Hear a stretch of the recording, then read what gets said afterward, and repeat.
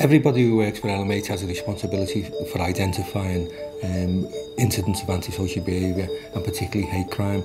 So the ownership belongs to all of us who work for LMH.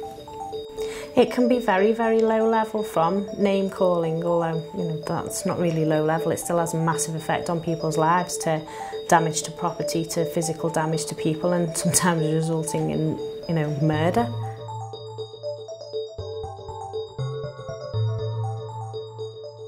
A hate crime is any criminal offence which is based on hostility or motivated by somebody's prejudice because of a victim's disability, race, religion or belief, sexual orientation, or the fact that they may be transgender. And there's also a fact that it may be because people believe that they may belong to one of those groups. As a responsible landlord, we have a duty of care. And as employees of that landlord, we all have a duty of care to our customers and also fellow colleagues and people generally in the community. So it's our responsibility as employees to ensure that we are aware of antisocial behaviour, we're aware of hate crime, we're aware of what hate crime comprises of, and also we're aware of how we can support and help customers. So the ownership is with all of us and we all have that responsibility. Hate crimes can take many different forms. It could be physical attacks, it could be verbal abuse, so shouting things at people. It can be damage, so people writing on walls or property or breaking windows. It could be harassment, or it could be offensive communications. That's things like texts, emails, messages on Facebook. And these are when crimes are based on a prejudice because of somebody's disability, race, religion or belief, sexual orientation or transgender, or as I said previously, because people think they may belong to one of those groups. All staff should be aware of hate crime because of the implications that it can have on people's lives, and it's very important that it's dealt with effectively and quickly before it gets out of hand.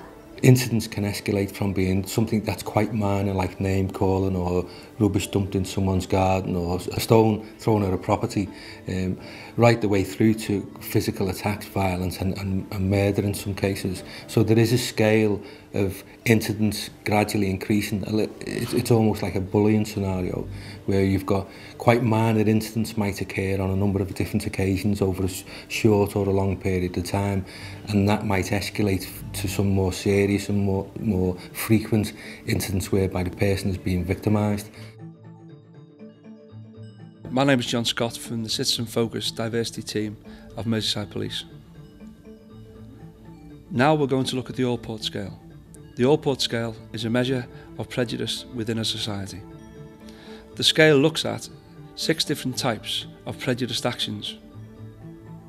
These are anti-locution. Anti-locution is where people from a majority group say mean things about people from a minority group. This can include name calling and is based on negative stereotypes and negative images. Avoidance. Avoidance is where people in a minority group are avoided and ignored by members of the majority group. This can include people being isolated. Discrimination. Discrimination is treating someone unfairly. People from a minority group are discriminated against by denying them opportunities and services. Subtle aggression. Subtle aggression is a belief that there are entitlements and benefits that only a certain class of people are allowed to have. Physical attack. Physical attack is where the majority group carry out attacks on individuals or groups or damage their property. Extermination. Extermination is killing someone. This is where the majority group attempt to get rid of all or a large section of people from a minority group. You can see it if you look at cases of hate crime in particular, where people are being identified and victimised over a period of time. It's almost like the victims are being part of a process whereby the perpetrators have learned to build up and escalate and become more severe and brutal in that process. So it's a scale of incidents that take place from something quite minor, or what might appear to be quite minor, right the way through to something that can be quite serious over a number of months or a number of years or a number of incidents. But it's important to recognise that what we need to be looking for is those incidents that happen that might appear quite minor, that we can tap into and tackle quite quickly so they don't escalate through that scale. I think staff should be looking out for people that are suffering from it, because not all people will report it. They don't know that they can report it or who to report it to. So staff should be aware of the signs and aware that the effect it can have on people's lives.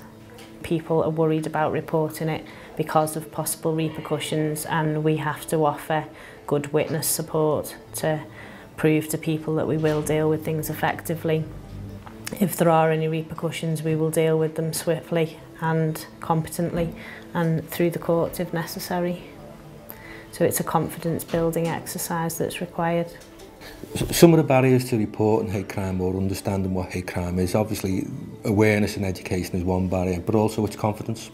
And if you don't feel confident in your community, if you don't feel confident in the people you work with, or if you don't feel confident in the organisation or the agency that's supposed to be giving you support and advice, then you're not going to go to them, and you have the feelings of isolation. So the important thing for us is building up community confidence and communicating the correct information to all our customers and to staff, to ensure that the better we are with our communications, the better we'll be able to build people's confidence in what we do and also their own confidence in the communities they live in. I don't think anyone should be sent away. They should, just because they're not an LMH tenant, they could live in one of our neighbourhoods, and anyone in the city should be able to report anything to any member of our staff, and we will signpost them to the correct agency that can help them. Customers should know what information is available, how to report, and how we will deal with the issues itself. We want our customers to be confident that they can report anything to LMH and that we will act on it appropriately. If they don't feel comfortable going to the police or other agencies, we can contact those agencies on their behalf, or we can take the action that they want us to take if it's appropriate. In terms of the third-party reporting procedure, that's to do with a number of agencies working together across the city to ensure that victims of hate crime can feel confidence in reporting it to agencies who they may not necessarily, or they may not necessarily be directly involved with. So a victim of hate crime should be able to go into any organisation like a housing association or like social services, or not necessarily the police station, because it's about reporting to organisations that you feel confident in. And those organisations can act as an advocate for you in terms of reporting it to the police on your behalf, and making sure that action's taken if that's the route that needs to be taken. So the third party reporting is about people who might not want to directly go to the police and might want to come to a third party or an organisation to act as a third party to report the incident for them and help them deal with the issue. If you can help someone and resolve the problems that they're suffering, and give them a better quality of life, whether that's hate crime or ASB or domestic violence, then that creates a very good feeling that you've helped somebody, and it does make a difference, and you get a good job satisfaction from that.